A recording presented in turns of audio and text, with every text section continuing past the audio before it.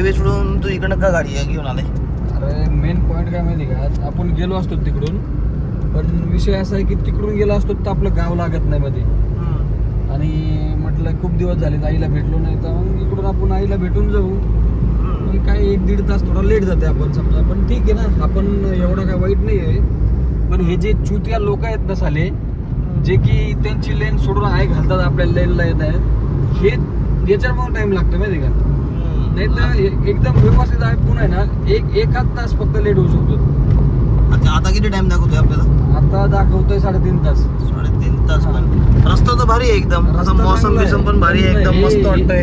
हे जे लोक आहेत ना, हे मंद भोकाचे लोक, त्यांना अक्कलीचा भाग नाही, गाडी चालवायची अक्कल नसते, गाडी उचलतात निघतात वर थोबड करून, कसं पण बघत नाही काय नाही. चालेल, यांच्यामुळे ना लोकांना तकलीफ माहिती का.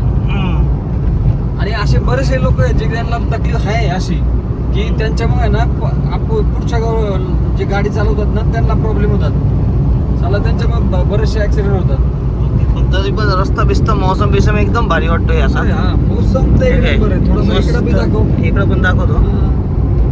इकडं बघ ना, इकडं सनलाईट आता सनसेट होत लागला, तो मस्त एकदम झालंय. थोडा गिम्बल नाही ना आज, त्यामुळे थोडा अनस्टेबल व्हिडिओ येतोय.